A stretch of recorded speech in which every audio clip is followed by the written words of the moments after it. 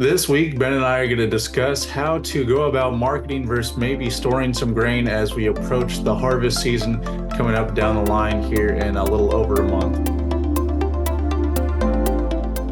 Hello and welcome to the weekly commodity market update. I'm Brownfield's Will Robinson, joined as always by the University of Missouri's Ben Brown. Ben, how's it going? I'm doing all right. How are you today, Will? I'm a little tired. Actually, that's how I should have said this. Like Monday afternoon's hitting me hard today. Yeah, well, today we're doing the episode on a Monday afternoon to help work around some field day scheduling for Ben here. He's in that exciting time of the season. But yeah, so we're doing this on a Monday afternoon. A little bit of a drag, but that's okay. We're gonna fight through those Monday blues, I guess. Yeah, I get to go stand in a field tomorrow. I'm excited to see our producers, and I'm sure it's going to be just a balmy 70 degrees tomorrow. It was surprisingly really nice here. It was cloudy and kind of like not really rainy, but it looked like it was going to threaten to. So it's been like in the upper 70s, lower 80s, which last week the average high was about 103. So that's, very nice. Yeah, I forget you're no longer in our time zone, or you're in our time zone, but you're not in our vicinity. It's hot here today. Let's just put it that way. It's 100 degrees according to my phone. Well, talking about hot, I don't know if we necessarily call it hot, but we did see some slight increases in a lot of areas across the commodity markets. So giving a quick recap on where we stand week over week. September corn fell 16 cents at 362. December 24 corn down 14 cents at 386. That September 24 soybean contract up 3 cents at 9.59. November soybeans up 4 cents at 9.80. September soybean oil on a cents per pound basis up 1.23 cents at 41.70. Soybean meal on a short ton, dollars per short ton basis was relatively flat at $312.10. That September wheat crop was down 30 cents at 4.98. July wheat for next year down 26 cents at 5.63. October cotton up 2.6 cents at 70.58. And December cotton up 1.58 cents at 70.26. And then that West Texas Intermediate crude oil contract went up $2.77 at 77.14. So Ben, not a whole heck of a lot of movement, kind of a quiet trading week on the week so far, or I guess comparing back to the start of last week. So where are we pulling out from here? What do you see coming up? Well, so the big thing I think is on the old crop markets. So the end of this week is the start of the delivery period for many of our commodities, actually corn and soybeans, but even some of our other commodities that we talked about as well. So producers that still have old crop grain on hand are going to be faced with this choice of offloading it here or rolling those contracts to a December or a March contract and facing the financial burden there as well. So that's going to be a tough choice. It's a choice that very few producers want to make, but certainly I think that's going to lead to even further pressure on some of these old crop markets here as we get really close to delivery for that September contract. I'm looking at the numbers right now, and volume is very high for the December contracts for both corn and November for soybeans, December for corn. Delivery is very high for both of those months, or the volume is very high for both of those months, signaling that I think a lot of elevators are already starting to trade on those new crop cash markets. But certainly for those that are still trading on the old crop September futures markets, quite a bit of deterioration, I think, here to end the week. So that's probably not the bright, shiny spot, but certainly I think we're going to get caught in maybe that riptide. Well, Ben, talking about things a little bit more broadly, not necessarily the brightest immediate outlook. And it's been, looking over the last several months, last 6 months, it's been a steady trend downward in a lot of cases, and I guess a little bit more steeply in the last month or so when you look at things like the general corn futures. So as we're starting to approach, we're still a ways out from harvest season, but as we're starting to flip into that calendar section a little bit, how do farmers need to be thinking about these markets in terms of how aggressive they are with storing grain versus maybe pushing some off into the market and releasing some of that to open up that storage space?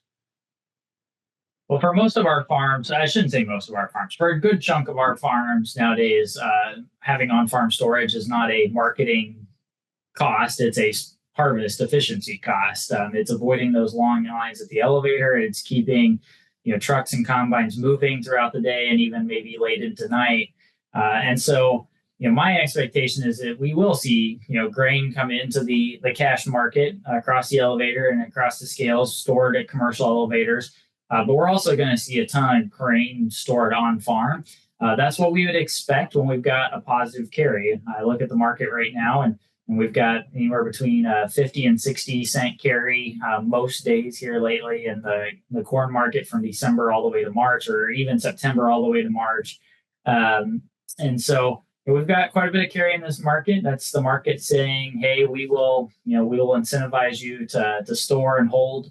Of course, when you store on farm, there's risks that you have to consider, the mechanical loss of grain, the interest expense of holding that grain and not selling it in the market, plus, the general, cost of building bins, right? And of course, at this point, no one's going to go out and build a bin today to use next week. But, so there is incentive to store, but I would turn around and say the incentive is not only to store, but it's also to go ahead and market that grain or hedge that grain for a future delivery period. That's what the market is offering. If we get opportunities where the markets can move higher, we might see opportunities to roll those positions, pick up maybe a little bit more in the market. But in general, I think most of our farms are going to be storing on farm because it's a harvest efficiency. And I'll just remind folks that right now is the time to think about, okay, let's not just put it in the bin and forget about it. Let's think about marketing some of that grain into the deferred contract months. Well, Ben, just to kind of break down some of what you're saying. So when you're talking about carry, just to break down some of the language there for maybe listeners that don't join us all too often. So basically, you're saying that the further out futures contracts have a higher value than those nearby contracts do comparatively. So, for instance, on the corn front, we're seeing just over 20 cents there between that September and December contracts there. So, Ben, how aggressive would producers have to be in holding back that grain, that corn, for instance, from the market to maybe adjust some of those numbers to then the market would want some of that supply to come back online? Where are those price balances, and what might you see from that standpoint? So we've got to, at this point, we've got to see some, reduction in U.S. production relative to expectations, or a decline in expectations of South America production, right? So the crop is there in the eyes of the market, and so whether it's in a commercial storage or whether it's on farm, the market at this point is considering it in the bank, right? Like it's there, and the basis markets will work to bring the grain into the elevator.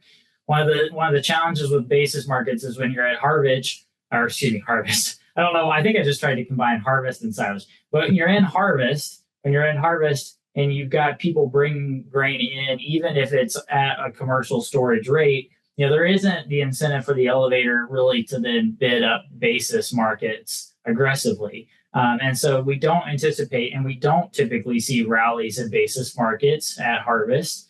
There are some unique scenarios in geographical areas where that's the case, but normally we're looking at a widening basis during harvest, as elevators don't have to work hard to bring that grain in. So this is what I'm talking about. Like, we look at this cost of carry. You mentioned the 20 cents between September and December. I'm really looking even out to May, right? So it's 4.16 for May.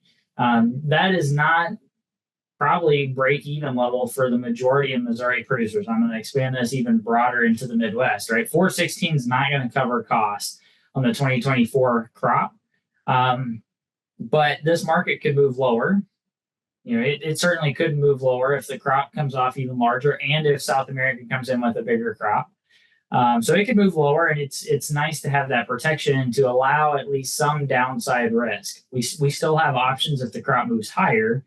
But at least on the future side, that's allowing us to take care of and take advantage of that carry today. Well, the market is basically paying us. Another way to look at this is it's paying us to store. Wait. Yeah. At the current.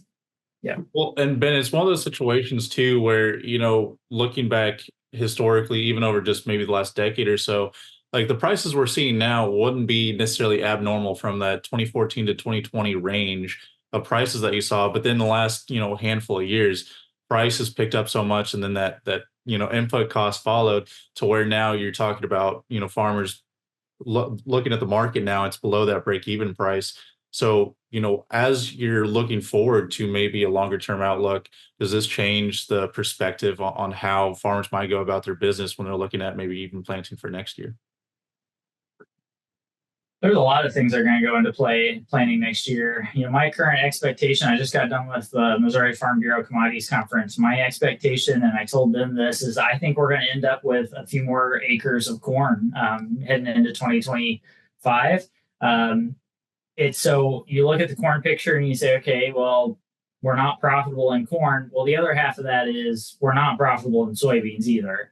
And there's an argument to be made that when returns are low, that there is an incentive to plant that lower cost crop. You have less risk in it. It's it takes less to finance it. The interest expense isn't as big because you're not taking out as big of a loan for those operating inputs. My analysis there is based off the case that if I put pencil to paper today for corn and soybeans, the returns all aren't that different. You're looking at relatively similar returns for 2025.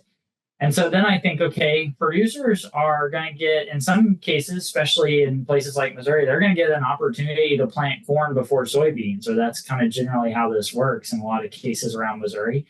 And I think they're going to get in and they're going to plant corn, and it's not going to be profitable, but certainly the demand prospects, at least under the corn market right now, are at least giving some optimism or hope, and that can be powerful when making decisions for next year. So that's a wet blanket, Will.